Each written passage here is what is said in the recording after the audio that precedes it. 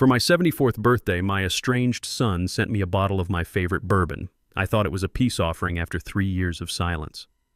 But the bottle was poisoned. He didn't count on one thing. I gave that gift to his own father-in-law, my best friend. That one act saved my life, put an innocent man in the hospital, and was the first shot fired in a war I never asked for. But it's a war I intend to finish. Before I continue this story, please let me know where you are watching from in the comments below. And hit like and subscribe if you believe that the truth is always worth fighting for, no matter who you have to fight against. The morning it all began was quiet like any other Tuesday. The only thing different was the number, 74. It felt heavy. I was sitting at my kitchen table watching the sun climb over the oak tree in my yard when I saw the package on my porch. It was a plain brown box. No return address, just my name and street written in a sharp, familiar scrawl. I knew that handwriting. I would know it anywhere. It was my son's. David's. I carried the box inside and set it on the table. For a long moment, I just looked at it. 3 years. 3 years of silence, of birthdays and holidays that passed without a word. It wasn't a loud ending. There was no shouting match, no slammed doors. Just a slow, quiet fading away until there was nothing left. I cut the tape and opened the box. Inside, nestled in a bed of packing peanuts, was a bottle of small-batch Kentucky bourbon. The good stuff. The kind of thing a son gives his father. Taped to the bottle was a small white card with just 2 words. Happy birthday. No dad, no love, David. Just the 2 words standing there cold and alone. I lifted the heavy glass bottle. The amber liquid inside seemed to catch the morning light and hold it. It was a beautiful, thoughtful gift. Except for one thing. David knew I couldn't drink it. He was in the hospital room with me when the doctor drew a hard line through my life. My heart, the doctor had said, was a tired engine. It couldn't handle the strain of alcohol anymore. David had been there looking down at his phone as the list of things I had to give up grew longer and longer. So this gift, it wasn't thoughtful. It felt like a test, or worse, an erasure, a reminder that the man he remembered was no longer the man I was. The grandfather clock in the hall ticked loud in the quiet house. Each tick seemed to say, "What now?" Letting a fine bourbon like that go to waste felt wrong. Then I thought of George Williams. George is more than my son's father-in-law. He's my friend, the kind of friend who shows up with a hammer and nails after a storm without being asked. He's a good man, a man who knows how to appreciate a good story and a good drink. He would give this bourbon the respect it deserved. That felt right. Better than letting it sit on my shelf as a monument to all the things I had lost. Later that afternoon, I buckled the bottle into the passenger seat of my old truck.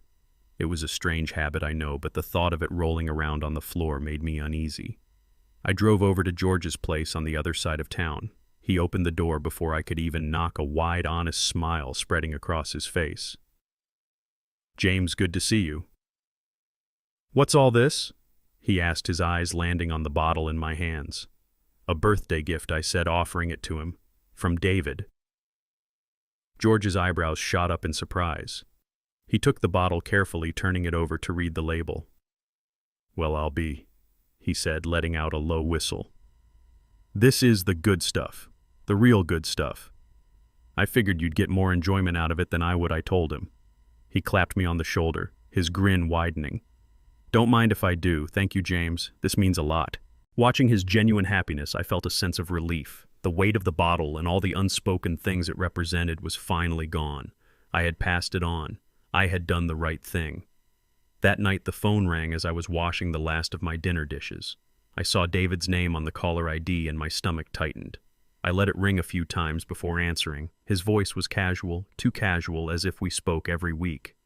"Dad, happy birthday," he said. It sounded like an afterthought. "You get my gift I did, son," I said, leaning against the counter. "It's a fine bottle. You try it yet?" There was an edge to his voice, an eagerness that felt out of place. It made me uneasy. "No," I said slowly. I passed it along to George. Figured he'd get more use out of it. The line went silent. It wasn't a bad connection. It was a dead, heavy silence that stretched for a few long seconds. I could almost hear him thinking, processing. When he finally spoke, his voice had changed. It was flat cold and stripped of any pretense of warmth. "You gave it to George. It wasn't a question. It was an accusation. That's right, I said.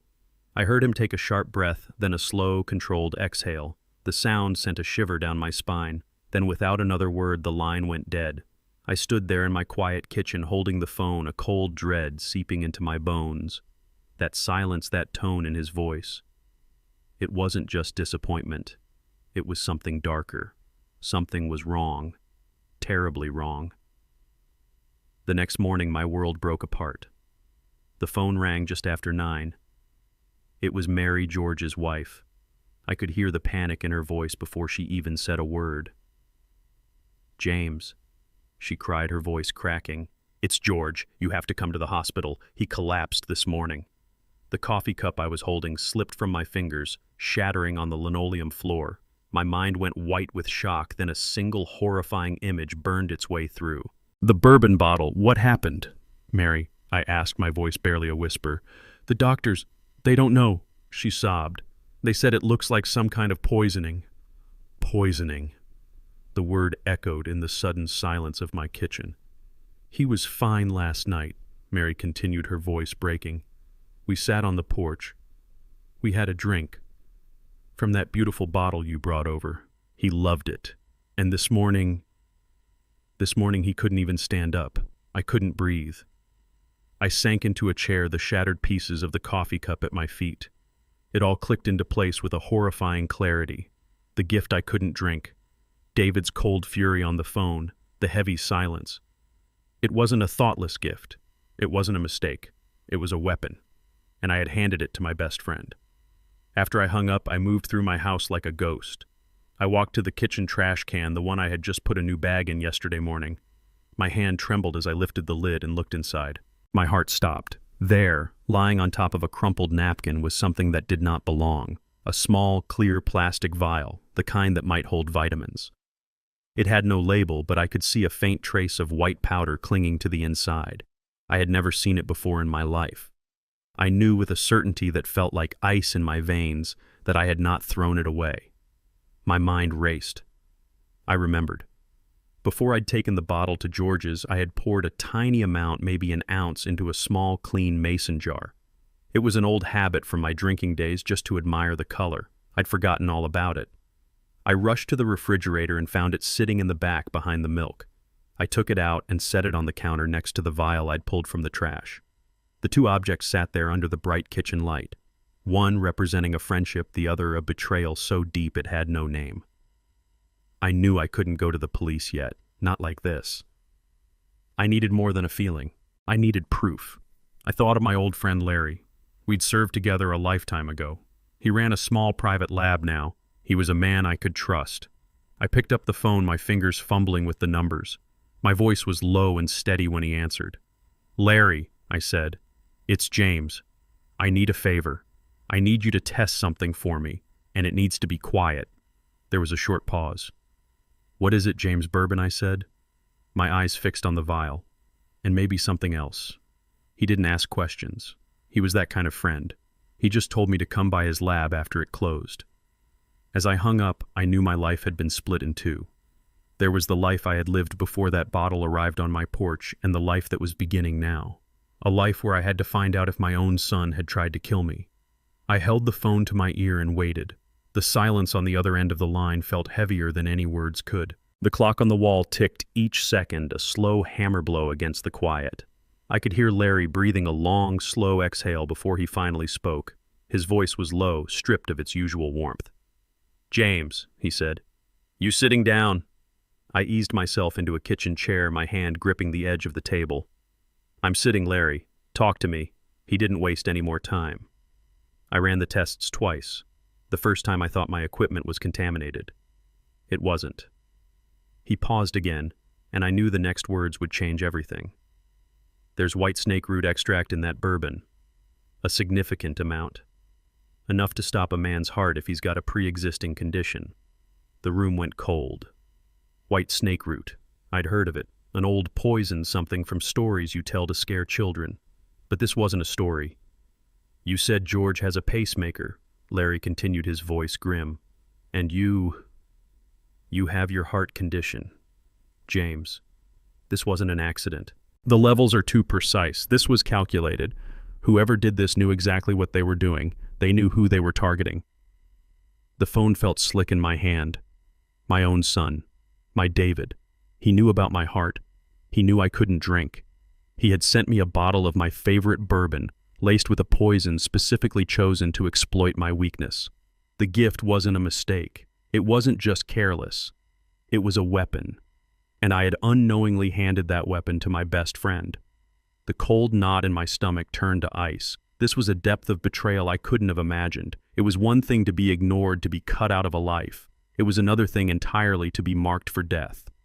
George wasn't the target. I was. He was just the man who stepped in front of the bullet. A wave of nausea washed over me, followed by something else. A cold, hard clarity.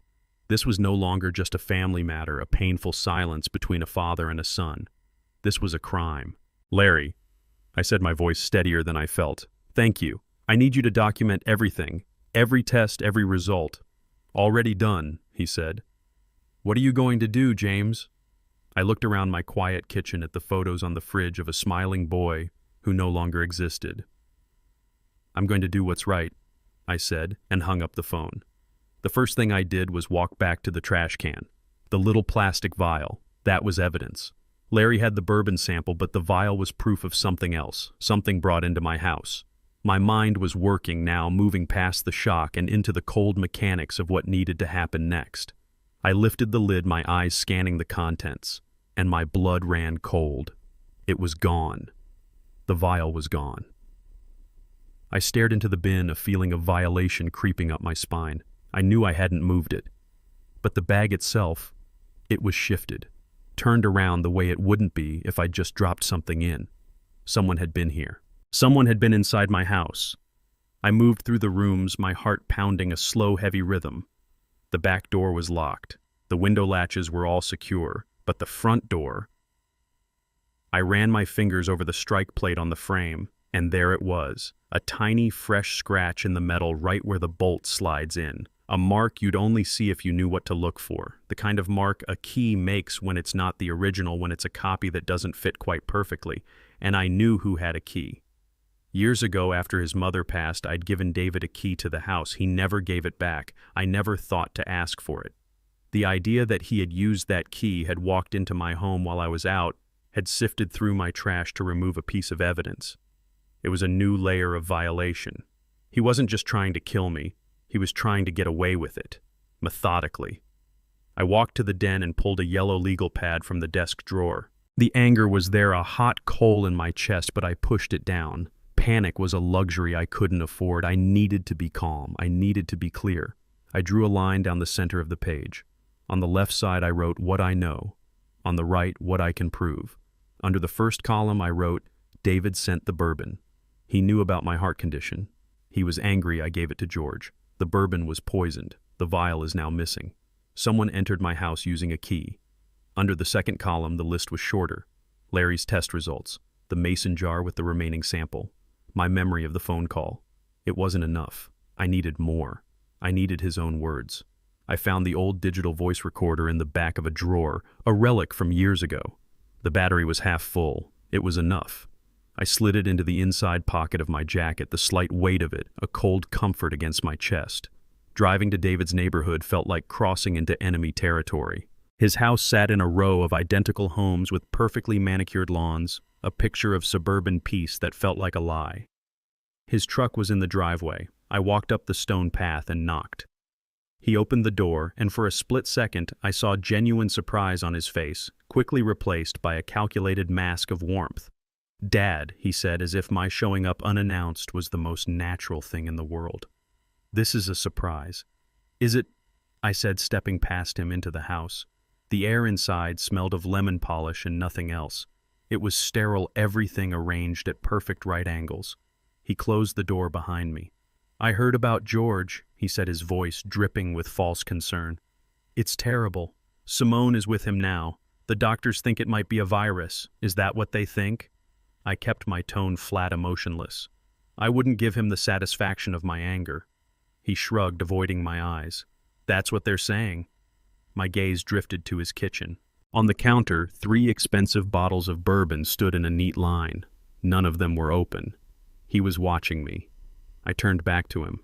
George liked the bourbon, I said, my voice quiet. He said his favorite pour was the one from the middle shelf of my fridge, the single malt. I was lying. I'd never specified a brand to him. I was fishing. He blinked. Just once, but it was slower than a natural reflex. It was the blink of a man whose brain was catching up to a mistake. He recovered quickly, forcing a small laugh. Yeah, well, he has good taste. Funny thing is, I said, feeling the recorder against my chest, a steady, silent witness. I never told you where in the fridge I stored it. The mask slipped. For the smallest fraction of a second, his face went blank the way an animal freezes when it hears a twig snap in the woods. Then the practiced smile returned. You must have, he said, shaking his head. You get chatty when you're sentimental, Dad. I didn't, I said, holding his gaze. The silence stretched between us thick and suffocating. The hum of his stainless steel refrigerator was the only sound. A car passed by on the street outside. The digital clock on the microwave clicked from 12:09 to 12:10. He finally broke eye contact, reaching for a dish towel and beginning to dry a glass that was already bone dry. You always overthink things, he said, his voice tight. You always have to find a problem where there isn't one. I took a step closer. I'm going to ask you one more question, David, I said. And I'm going to let the silence after it tell me the answer. He looked up, his eyes hard. Did you tamper with that whiskey? The silence that followed was alive. It filled the sterile kitchen, pushing against the walls. He just stared at me, his jaw set. He didn't speak. He didn't have to. Goodbye, David, I said, and turned to leave. Dad. He said, his voice a low warning. I stopped at the door, but didn't turn back. You keep accusing me of things you're going to push me away for good. I'm not accusing, I said to the door. I'm collecting. I walked out into the bright afternoon sun, got into my truck, and pressed the stop button on the recorder. My hands were steady, but my world had been shaken to its core. I didn't drive home. I drove to a quiet corner of a grocery store parking lot, pulled out my phone, and dialed a number I now knew I should have called sooner. When a man's voice answered, I said, My name is James. I need to speak with a detective. I believe my son tried to kill me. After the call with Larry, the shock in my veins cooled and hardened into something else. Purpose. The bourbon sample was one thing, scientific and sealed, but that little plastic vial I'd found in the trash, that was different. That was the piece that didn't belong, the physical proof that something had been brought into my house. That vial connected the poison to my home, to me. It was the linchpin. I walked back to the kitchen, my steps measured. The anger, the grief. I packed it all down. There would be time for that later. Right now, I needed to think like a man building a case, and that vial was my cornerstone. I lifted the lid of the trash can, my eyes scanning for the small, clear object. And my heart stopped. It was gone. I stared into the bin, a deep primal sense of violation washing over me. It wasn't just missing. I could tell the bag had been disturbed. The contents were shifted. A crumpled paper towel that had been on the right was now on the left. Someone had been in here. Someone had sifted through my trash looking for that specific item. Someone had been inside my house. The quiet of my home suddenly felt menacing. Every shadow seemed to stretch. Every creak of the old floorboards sounded like a footstep. I moved through the rooms, a cold dread creeping up my spine. The back door was bolted just as I'd left it. The window latches were all secure. I ran a hand along the frames, checking for any sign of forced entry, any splintered wood or pry marks. Nothing. Then I came to the front door. I looked at the deadbolt, solid and familiar. But as I examined the strike plate on the door frame, I saw it. A tiny fresh scratch in the brass right at the edge of the opening. It was a faint silvery line you'd never notice unless you were looking for it. It was the kind of mark a key makes when it's not a perfect fit. A copy. A key that has to be jiggled just so to turn the lock. And a memory cold and clear surfaced from years ago. After his mother passed, I'd given David a key. He'd been helping me sort through her things. He never gave it back. In the fog of grief, I never thought to ask for it. He had used that key.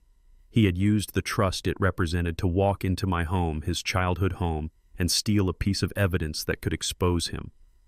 The betrayal was so profound, so complete, it almost took my breath away. He hadn't just tried to kill me. He was actively, methodically trying to get away with it. But panic is loud, and I needed to be quiet. I walked to my den, the room where I used to help him with his homework. I sat down at the old wooden desk and pulled out a fresh yellow legal pad. My hands were perfectly steady. The shock had burned away, leaving behind a cold, hard resolve. I drew a single straight line down the center of the page. At the top of the left column, I wrote in block letters, "What I know." At the top of the right, "What I can prove." Under the first column, the list grew quickly. David sent the poisoned bourbon. He knew about my heart. He was angry I gave it to George. The vial of powder was in my trash. Now it's gone. Someone entered my house using a key. David has a key. The list in the second column was dangerously short. Larry's lab report on the bourbon, the sample I still had, my own testimony. It wasn't enough. A good lawyer would tear that apart, paint me as a grieving, confused old man. I needed more. I needed something that couldn't be explained away. I needed David's own words, and I knew I had to be the one to get them. The list on the yellow legal pad was a map of my own private hell. The column of things I knew was long and heavy. The column of things I could prove was dangerously short. It was my word, the word of an old man against my son's. A good lawyer would call me bitter, confused, maybe even senile. They would create doubt, and doubt is all a lie needs to survive. I needed more. I needed something David couldn't twist or deny. I needed his own voice. I went to the back of my desk drawer, the one filled with old receipts and forgotten gadgets. And there it was.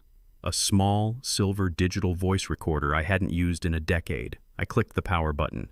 The small screen flickered to life, showing a half-full battery. It was enough. I slid it into the inside pocket of my jacket, the cool metal, a small, hard weight against my chest. It felt like a secret weapon, a silent witness I was carrying into battle. Driving to David's neighborhood was like driving through a different world. The houses were new and large, the lawns were a perfect uniform green. Everything was neat, orderly, and clean. It was a place that kept its secrets well hidden behind pristine front doors. His truck, newer and cleaner than mine by a decade, was parked in the driveway. I took a deep breath, walked up the stone path, and knocked.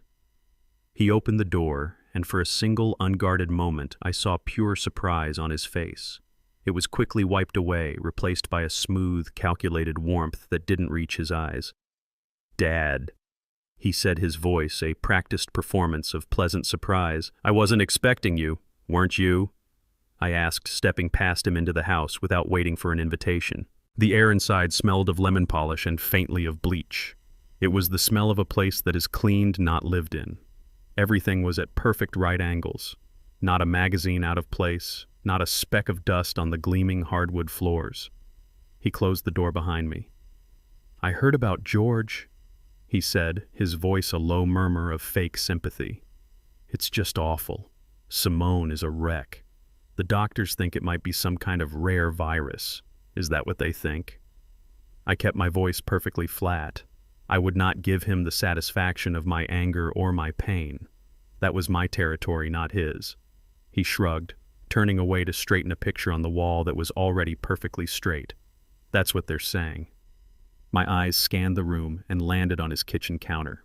Lined up like soldiers were 3 expensive bottles of bourbon, all of them sealed. He followed my gaze and smiled a politician's smile that was all teeth. "Just restocking the bar," he said lightly. I walked toward the kitchen, running a hand along the cool granite countertop. I was just a curious old man looking around his son's beautiful home. He watched my every move. "George really liked that bourbon I gave him," I said casually, my back still to him. "Told Mary it was the best he'd ever had. Said his favorite pour was the one I kept on the middle shelf of my fridge, the single malt." I was lying, of course. I had never said anything of the sort. I held my breath and waited. In the reflection of the stainless steel refrigerator, I saw him blink. It was just a single blink, but it was too slow, too deliberate. It was the blink of a man whose mind was racing, trying to find the flaw in the story, the exit from the trap. He recovered with a small practiced laugh. "Yeah, well, he always did have good taste." I turned to face him, my expression unreadable. "Funny thing is," I said, my voice quiet but carrying across the sterile room, "I never told you where in the fridge I stored it." The smile on his face didn't vanish. It froze. For a split second, the mask of the concerned son fell away, and I saw the cold, calculating mind working behind his eyes. He saw the trap. He He knew he'd stepped in it. He tried to backtrack, shaking his head with that same dismissive laugh. "You must have, Dad. You get chatty when you're sentimental. You probably told me on the phone." "I didn't," I said, and I held his gaze, refusing to look away. The silence in the room became a living thing. It was thick with unspoken words, with years of resentment, with the ugly truth of what he had done. The only sounds were the low hum of the refrigerator and the ticking of a clock somewhere in the house. He looked away, first grabbing a dish towel and starting to polish a glass that was already gleaming. His hands were tight on the towel. "You always do this," he said, his voice low and tight with anger he could no longer hide. "You always have to overthink things, find a problem where there is none." I took one step closer until I was standing right across the kitchen island from him. The recorder in my pocket felt like a steady heartbeat against my ribs. "I'm going to ask you one more question, David," I said, my voice as calm and steady as a frozen river. "And I'm going to let the silence after it be your answer." He finally looked up, his eyes dark and hard. He knew what was coming. "Did you tamper with that whiskey?" The hum of the refrigerator seemed to grow louder, filling the space between us. A car passed slowly on the street outside, its tires whispering on the pavement. The digital clock on the microwave clicked from 12:09 to 12:10. He stood there holding the glass and the towel, his jaw clenched so tight I could see the muscle jump. He didn't deny it. He didn't confess. He just stared at me with an expression of pure, cold hatred. He didn't have to say a word. The silence was his confession. "Goodbye, David," I said softly, and turned and walked toward the door. "Dad," he called after me, his voice sharp, a hook and a warning. I stopped my hand on the doorknob, but I did not turn back to look at him. "You keep pushing this," he said. "You keep accusing me, and you'll push me away for good." I finally turned my head just enough to look at him over my shoulder. "I'm not accusing," I said, my voice clear and cold. "I'm collecting." Then I walked out the door and didn't look back. I didn't drive home from David's house. There was nothing for me there but a quiet, empty space that now felt violated. The recording on the small device in my pocket felt heavy, a piece of the truth I now had to carry to the right people. I drove downtown, my knuckles white on the steering wheel, and parked in front of the county police station. The building was old brick and smelled of stale coffee and disinfectant. It was a place of hard, uncomfortable truths, and I had one of my own to add to the collection. I walked in my back straight and told the officer at the front desk that I needed to report a crime, an attempted murder. He looked at me, a 74-year-old man in a worn jacket, and I saw a flicker of doubt in his eyes. But there was something in my voice, a steadiness that couldn't be dismissed. He led me to a small, cluttered office in the back. A man in a plain suit stood up from behind a desk piled high with files. He was younger than me, but his eyes were old. They were the eyes of a man who had heard every lie imaginable. "I'm Detective Jackson," he said, extending a hand. His grip was firm. "Take a seat, sir. Tell me what's going on." I sat in the hard plastic chair across from him, and I told him everything. I didn't rush. I didn't raise my voice. I laid out the facts one by one, just as I had written them on my yellow legal pad. I started with the silence, the 3 years of it. I told him about the birthday gift, the expensive bourbon from a son who knew I couldn't drink. I told him about my friend George and the phone call that sent him to the hospital. I told him about my friend Larry's lab results and the name of the poison white snake root. I told him about the missing vial, the unlocked door, and the tiny scratch on the strike plate. He listened without interrupting, his pen moving steadily across a notepad. He didn't look surprised or shocked. He just listened, his expression unreadable. When I was finished, a heavy silence filled the small room. He looked at me, his gaze sharp and assessing. "That's a serious accusation to make against your own son, Mr. James," I said. "My name is James." "Mr. James," he corrected himself. "Do you have anything to support this?" "Anything. Besides your word." I reached into the paper bag I had brought with me. First, I took out the sealed mason jar with the amber liquid inside. "This is a sample from the same bottle I gave to Mr. Williams. My friend at a private lab already tested it. He'll give you an official report." Jackson nodded, carefully placing the jar into an evidence bag. "And this," I said, reaching into my jacket pocket. I took out the small silver voice recorder and placed it on the desk between us. "This is a conversation I had with my son less than an hour ago." I pressed play. The sound of my own voice, calm and quiet, filled the room, followed by David's smooth, practiced denials. Jackson leaned forward, his focus entirely on the small device. He listened to the whole thing, his eyes never leaving the recorder. When it got to the part where I asked the final question, "Did you tamper with that whiskey?" the detective's jaw tightened. He listened to the long, damning silence that followed, a silence that was louder than any confession. When I pressed stop, he leaned back in his chair and let out a long, slow breath. He looked at me, and for the first time I saw something other than professional detachment in his eyes. I saw that he believed me. "We'll send the sample to the state lab for confirmation," he said, his voice now carrying a new weight of authority. "We'll log this recording as evidence. As of right now, this is an active investigation into attempted homicide." He stood up and I stood with him. "Mr. James, I need you to do a few things for me. First, you are not to have any contact with your son. None at all. If he calls you, you don't answer. If he texts you, you save it but you don't reply. If he shows up at your house, you don't open the door. You call 911 immediately. Do you understand?" "I understand," I said. He walked me to the door of his office. "You did the right thing coming to us," he said. "This is our job now. Let us do it." I walked out of that police station and into the afternoon light, feeling like a great weight had been shifted. It hadn't been lifted, not yet, but now I wasn't carrying it alone. A few days later, I was at the hospital, sitting by George's bedside. He was awake, his color a little better, but the easy strength I'd always known in him was gone, replaced by a deep, weary fragility. We weren't talking much, just sitting in the quiet hum of the machines, the silence, a comfortable blanket between old friends. I was reading him an article from a car magazine when I saw a figure hesitating in the doorway. It was Simone, David's wife, and George's daughter. Her face was pale and drawn, her eyes wide with a mixture of fear and something that looked like anger. She looked like a person who hadn't slept in days. I stood up as she walked into the room. She glanced at her father sleeping fitfully in the bed, and a wave of pain washed over her face. She turned to me, her hands twisting the strap of her purse. "Can we talk?" she whispered, her voice trembling. In the hall, I nodded, giving George's shoulder a light squeeze before following her out. We found an empty waiting area at the end of the corridor, the chairs bolted to the floor, the air smelling of antiseptic and stale coffee. She didn't sit. She stood in the middle of the room, her arms wrapped around herself as if she were holding herself together. "I don't know what to do," she began, her voice cracking.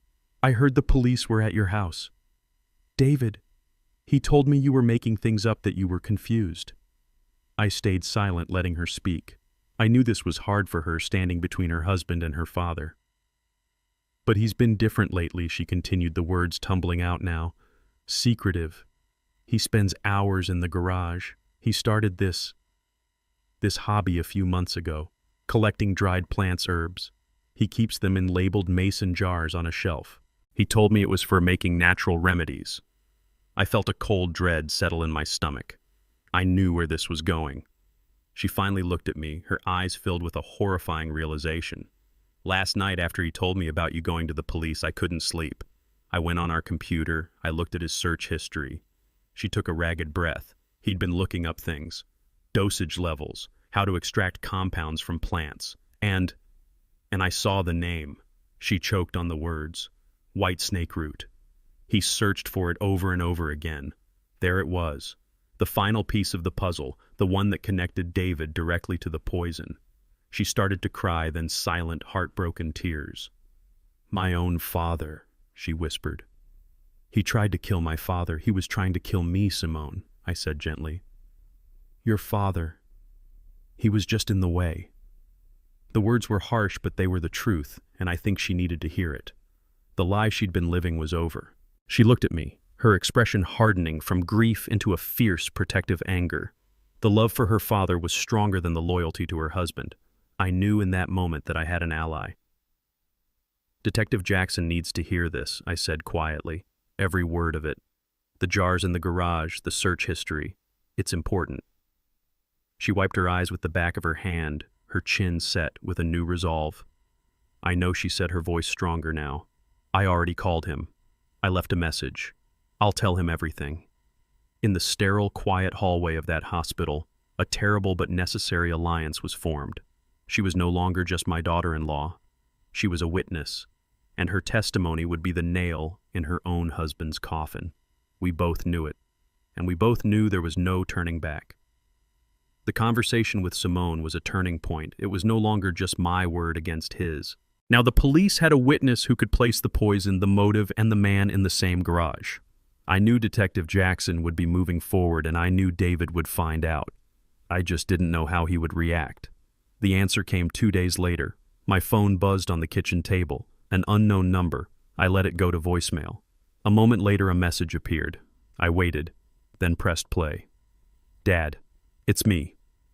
It was David's voice, but it was different. It was tight-strained, like a wire pulled taut. "We need to talk. Sooner is better than later." He paused. "Call me back." I didn't. I wrote down the time and the exact words on a fresh index card for my file. I was a collector now, and this was another specimen. The next day, another text arrived from the same number.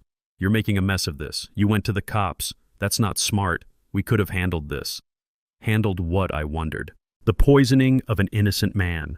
My murder. I copied the text word for word and sent it to Detective Jackson. His reply was immediate. "Keep documenting. Do not engage." The real escalation came on a Thursday afternoon. A delivery truck pulled up, the kind that handles local couriers. The driver left a small padded envelope on my porch mat. It had no return address, just my name typed on a plain white label. I took it inside, a feeling of cold dread washing over me. My hands were steady as I tore open the seal.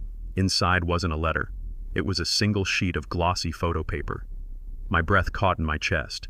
It was a photograph of my own house.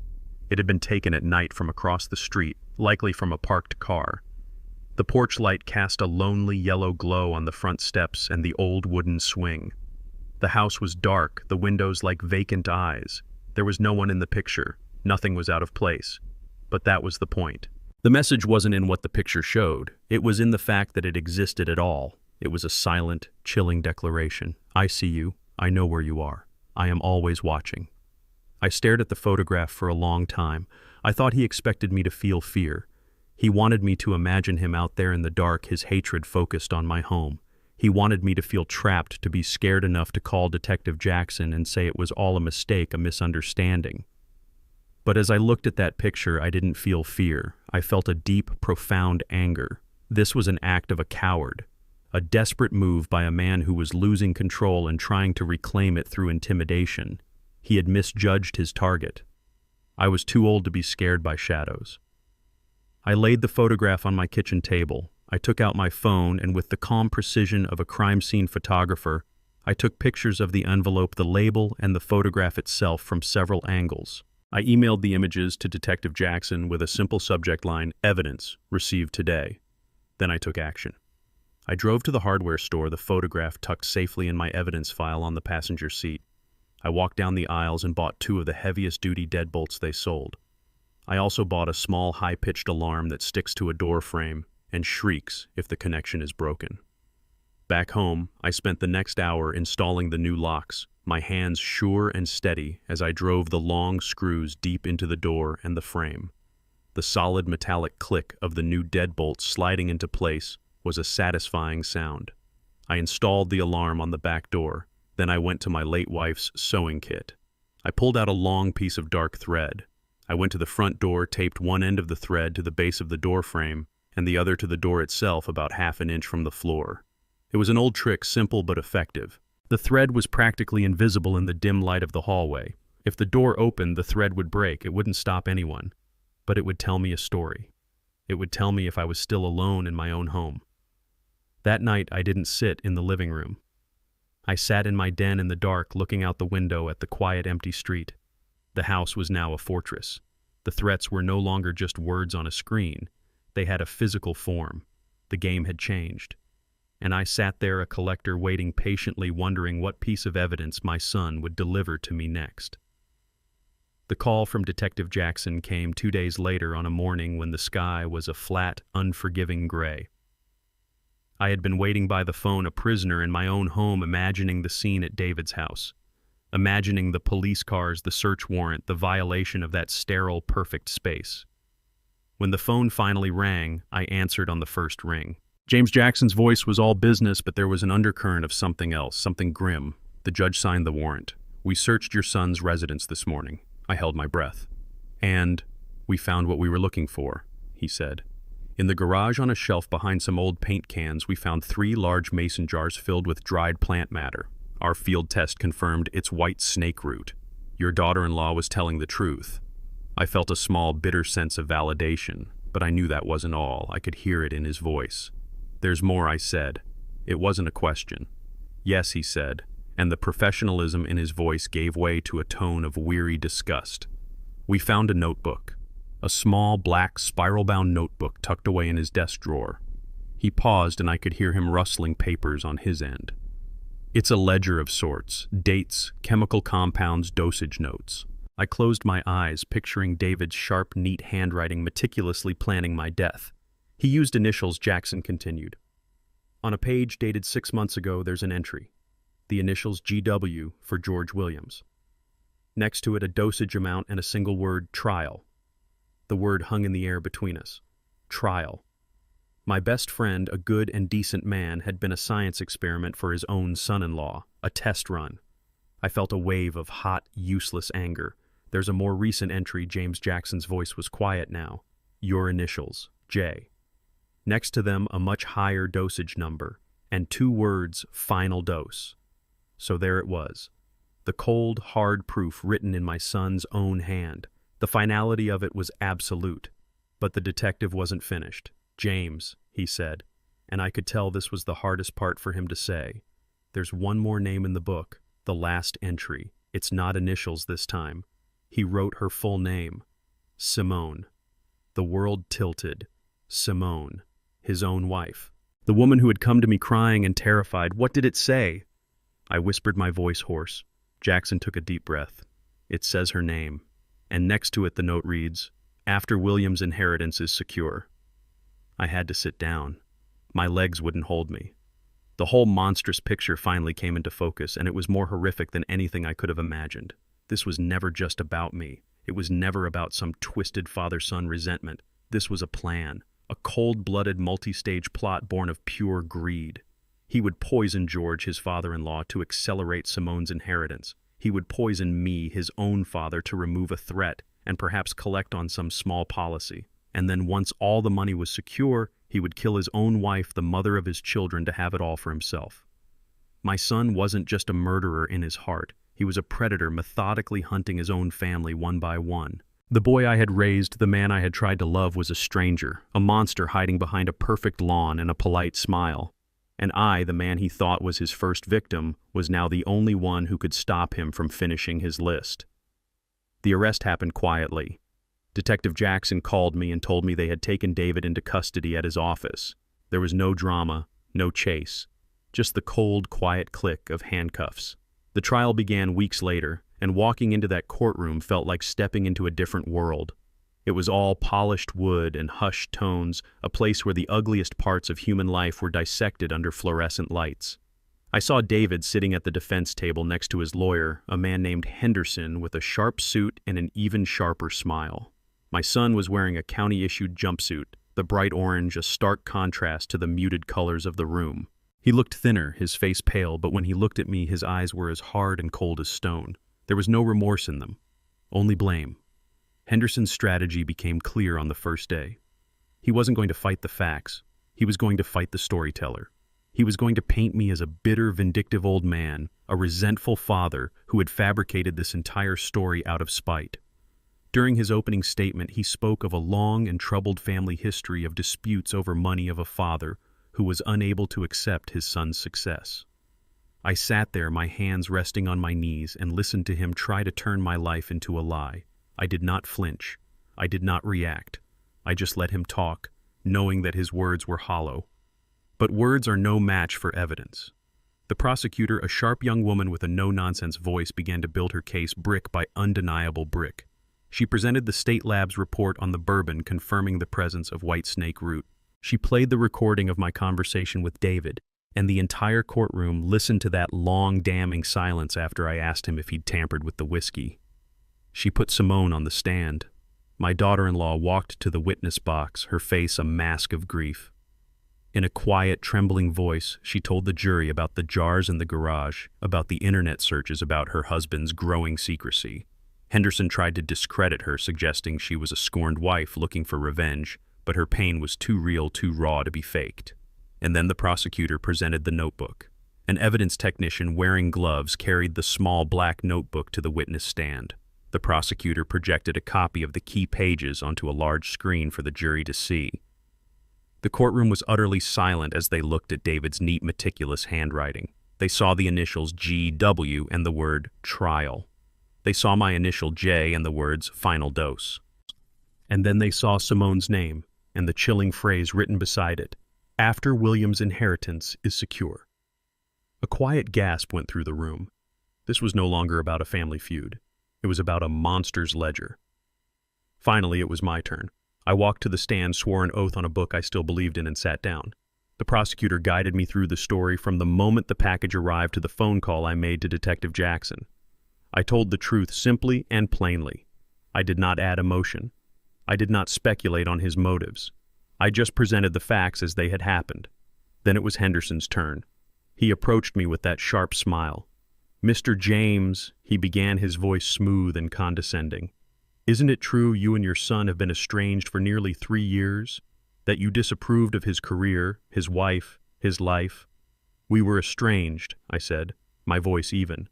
"That is a fact. A fact that might make a father angry, wouldn't you say angry enough to seek retribution?" "I sought the truth," I said, looking directly at the jury. "And the truth is what led us here. He tried for half an hour to trip me up, to make me angry, to paint me as the villain of his story. But my story was not his to tell. I answered his questions with quiet, simple facts. My calmness seemed to unnerve him more than any outburst would have. I was not the hysterical, vengeful old man he wanted me to be. I was just a father telling the truth about his son. When I was done, I stood up and walked back to my seat. As I passed the defense table, my eyes met David's. And in that moment, I saw the full depth of his darkness. There was no flicker of doubt, no hint of regret. There was only a cold, bottomless hatred, the hatred of a predator who had been caught. He knew he had lost, and he knew I was the one who had beaten him. The jury was out for less than 4 hours. When they filed back into the courtroom, their faces were set and serious. They didn't look at David. They didn't look at me. They looked only at the judge. The silence in the room was so thick you could feel the weight of it in your lungs. The foreman, a tired-looking man in a wrinkled shirt, stood and handed a piece of paper to the bailiff. The judge read it, her expression unreadable, and handed it back. "On the charge of attempted murder in the 1st degree." The foreman said, his voice clear and steady. "We, the jury, find the defendant David James guilty." A quiet exhale went through the room. It wasn't a cheer or a gasp. It was the sound of a long-held breath being released. Guilty. The word didn't thunder. It landed with a soft, heavy finality sinking into the polished wood and the silent air. It was done. The judge sentenced him to 25 years in the state penitentiary without the possibility of parole for the first 15. David didn't react. He just sat there staring at a spot on the wall above the judge's head as if he were a bored spectator at someone else's trial. As the bailiffs came to lead him away, he turned his head. His eyes found mine across the courtroom. In that final silent moment, I searched his face for a flicker of regret, a hint of the son I once knew. But there was nothing. Only a cold, bottomless ocean of hate. He looked at me as if I were a stranger who had wronged him, not the father he had tried to kill. Then he was gone. I thought I would feel relief. I thought I would feel the sweet taste of victory. But as I stood up and walked out of the courtroom into the bright, cold light of day, all I felt was a profound and hollow ache. Justice had been done. The truth had won. But what had I really won? My son was gone lost to a darkness I could never have imagined. The relationship was not just broken, it was a pile of ashes. I had won the war, but the battlefield was my own heart, and the casualties were my own memories. Standing on the courthouse steps, I realized the verdict hadn't given me peace. It had only given me an ending. Peace, I understood then, was not something a judge or a jury could grant me. It was not a destination I had arrived at. It was a house I would have to build for myself, one quiet day at a time, from the wreckage of what had been. Justice isn't about the thunder of a gavel. It's about the quiet truth you hold on to when the storm passes. Betrayal can take your past, but never let it take the peace you have to build for your own future. That peace is earned, not given.